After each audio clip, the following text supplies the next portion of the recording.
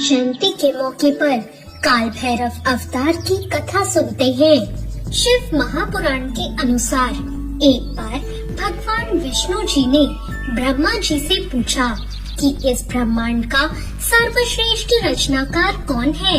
ब्रह्मा जी ने कहा, इस ब्रह्मांड में स्वयं ही मैं सबसे सर्वश्रेष्ठ हूँ। ब्रह्मा जी का उत्तर सुनने के बाद भगवान विष्णु को उनके शब्दों में बहुत ही अहंकार दिखा, जिसे सुनकर वो क्रोधित हो गए और उन्होंने कहा, इस संसार की रचना आपने मेरी आज्ञा से ही की है। और फिर दोनों मिलकर चारों वेदों के पास गए और अपने सवाल का उत्तर ढूंढने लगे। सबसे पहले वे ऋग्वेद के पास पहुँचे और उन्होंने ऋग्वेद से प्रश्न किया कि इस ब्रह्मांड में सर्वश्रेष्ठ कौन है।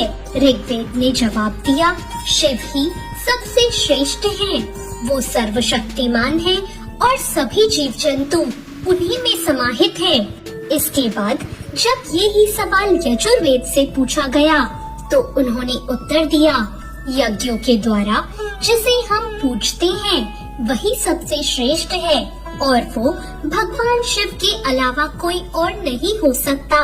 और सामवेद ने भी इसी प्रश्न का उत्तर दिया कि विभिन्न साधक और योगी जिसकी आराधना करते हैं वही सबसे श्रेष्ठ है और जो पूरे विश्व को नियंत्रित करता है वो त्र्यंबकम यानी भगवान शिव है। अथर्ववेद ने भी कहा, भक्ति मार्ग पर चलकर जिसे पाया जा सकता है, जो इंसानी जीवन को पाप से मुक्त करता है, मनुष्य की सारी चिंताएं हरता है, वही शंकर सबसे श्रेष्ठ है।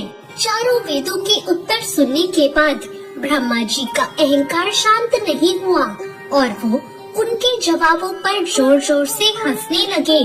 इतने में ही वहाँ दिव्य प्रकाश के रूप में महादेव आ पहुँचे।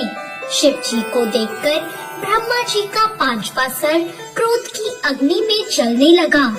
उसी वक्त भगवान शिव ने अपने अवतार की रचना की और उसे काल का नाम देकर कहा कि ये काल यानी मृत्यु का राजा है। वह काल मृत्यु का राजा कोई और नहीं, भगवान शिव का अवतार भैरव था। ब्रह्मा जी के क्रोध से जलते सिर को भैरव जी ने उनकी धड़ से अलग कर दिया, लेकिन ऐसा करते ही भैरव जी को ब्रह्म हत्या का पाप लगा। तब भगवान शिव ने